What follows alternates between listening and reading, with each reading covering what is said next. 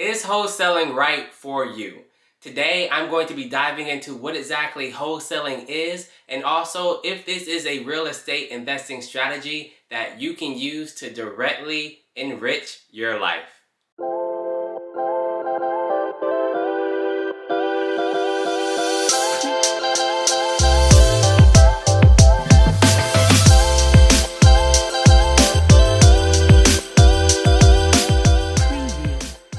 If you are new to real estate investing, you have probably heard a lot of buzzwords flying around. I know personally when I got started, I kept on hearing things like buy and hold, fix and flip, Airbnb arbitrage, and today's topic of conversation, wholesaling. Okay, so here's the deal. Where I'm from, I attended a lot of local real estate investing meetings, and today I'm going to be breaking down what I learned at those meetings for free with you.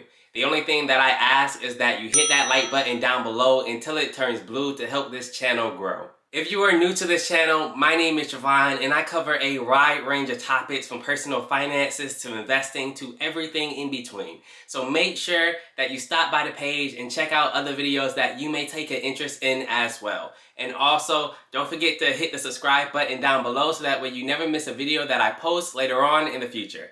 So what exactly is wholesaling? Well, in real estate, wholesaling is basically the process of acquiring a contract for a property from a property owner and then selling that contract to a cash buyer. Now, if your eyes start to glaze over, don't go away yet because I'm going to be breaking that down even simpler in the following example. Okay, so let's imagine that we have three people. The three people are Smith, Tom, and Lily.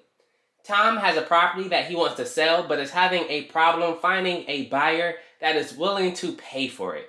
Smith, on the other hand, has money and is actively looking to buy properties that he can invest in, but does not have the time or resources to look for sellers of properties himself. This is where Lily comes in. Lily is a wholesaler that knows both Tom, the seller, and Smith, the investor. Lily goes to Tom and tells him that if he lets her, she can get him $70,000 for the house that he wants to sell. Tom agrees and signs a contract with Lily for the property that he owns. Lily then goes to Smith and tells him that she has found a great house for him to invest in and that it will cost him $78,000 to buy it. After going over the numbers with Lily, Smith agrees and says that this is an amazing property that fits him perfectly. With both parties being okay with the deal, Lily assigns her contract over Tom's property over to Smith.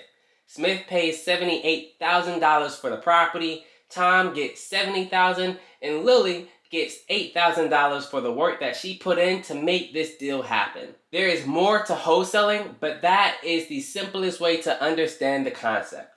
Now, wholesaling is an amazing investing strategy, especially for beginners who lack capital and experience. One, because it lets you into the field without having much money in your pocket. And two, because it gives you the chance to meet so many wonderful people with so much knowledge and really ingrain yourself with them in order to further develop yourself as an investor. Now, even though wholesaling is a great strategy for beginners to use, I personally decided against it after attending many local meetings, and here is why. The very first reason that I decided not to go into wholesaling as a beginner is that in the beginning, wholesaling is not really passive. Instead, it's actually really active. And what do I mean by active? Active means that wholesaling includes you having to do a lot in order to make money. You see, with passive income, you can invest once and then your money is going to go out and make you more money. With active investing like wholesaling, you have to keep on working in order for the deals to keep coming to you and in order for you to get paid. And there's a lot that goes on in the beginning to get up and running. First, you have to get used to the terminology and understand how contracts work. Then you have to understand what properties look like and how to properly assess them to see their correct value in order to sell them off to end buyers.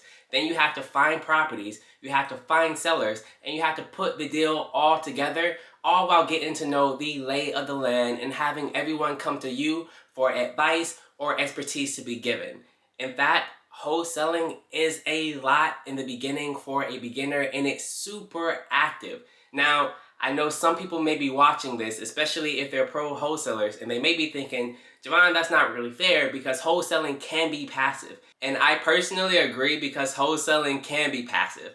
But in the beginning, wholesaling is nothing but passive, it's active, and that is not the type of investing strategy that I wanted to go into as a beginner. My second reason for not wanting to get into real estate investing using the wholesaling strategy is that basically wholesaling is essentially creating a second job. Now this ties into my first reason of wholesaling being a very active way for investing. With wholesaling, since you have to do a lot of stuff, since you have to hustle really intensely in the beginning, it's basically like having a second job. Now, I get it for people who need more capital or for those who are stuck in a dead-end job. Wholesaling can be a great way to bring in more money on the side or just increase how much you are making in general. But for me personally, I didn't need a second job. My first job, my career that I love, that I'm currently in, I'm doing really well in that field, and all the energy that I could put into wholesaling, if I put into my own career, I know that my salary would increase exponentially. So getting a second job didn't really make sense for me. The last reason that I did not want to go into wholesaling as a beginner myself is because I realized that most people were using it as a way to gain capital, and I did not need it for that reason. Let me explain. At the local meetings I was attending, there was a lot of people there who are working dead-end jobs looking for a way to break into real estate investing. Now, these people were either very young, think senior in high school or below 20, which means that if you are that young, you are less likely working at a job that is paying a very high salary, or these people were working at jobs that were paying $10 an hour. And I'm not saying there's wrong with working at a job that pays that amount of money, but it is unrealistic to think that you can break into real estate investing with just that amount of money by yourself. As an investor, you are going to need funds in order to purchase property. Whether it's your money or someone else's money, money is always going to be involved in real estate investing. Wholesaling is an attractive strategy to those who really need to get their funds up, and that makes perfect sense.